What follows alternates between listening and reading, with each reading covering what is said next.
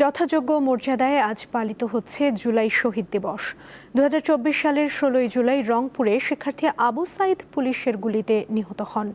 এই হত্যাকাণ্ড পুরো আন্দোলনের মোড় ঘুরিয়ে দেয়। আবু সাইদ বেঁচে না থাকলেও তার স্মৃতি নিয়ে দিন কাটে বাবা মায়ের।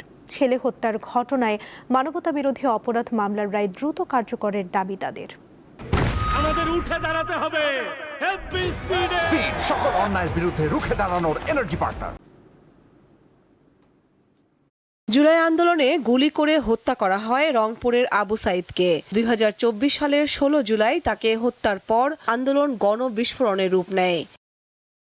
এক পর্যায়ে তৎকালীন সরকার প্রধান শেখ হাসিনা দেশ থেকে পালিয়ে যান। 2 বছর পর এখন নতুন সরকার ক্ষমতায়। অনেক কিছুরই পরিবর্তন হয়েছে, কিন্তু আবু সাইদের বাবা মা এখনও তার স্মৃতি নিয়ে বাঁচতে চান। আবু সাইদের ব্যবহৃত বই, পোশাক, পড়ার টেবিল আর ছবি নিয়ে এখনও সময় কাটে তাদের। জুলাই এলেই যেন আবু সাইদের স্মৃতিতে ভারী হয়ে ওঠে চারপাশ। প্রায়ই অশ্রুসিক্ত নয়নে ছবির দিকে চেয়ে থাকেন তার মা মনোয়ারা বেগম।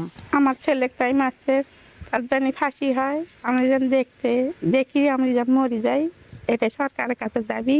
সন্তানের কথা মনে করে এখনো কান্নায় বুক ভাসান আবু সাইদের বাবা মকবুল হোসেন।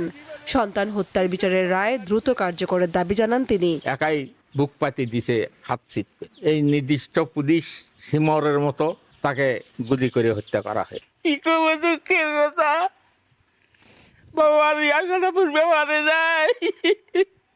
আবু সাইদ হত্যা মামলায় 30 আসামির মধ্যে 2 জনকে মৃত্যুদণ্ড এবং বাকিদের বিভিন্ন মেয়াদে সাজা দেয় আন্তর্জাতিক অপরাধ ট্রাইব্যুনাল। কামরুন নাহার, দীপ্ত, বার্তা কক্ষ।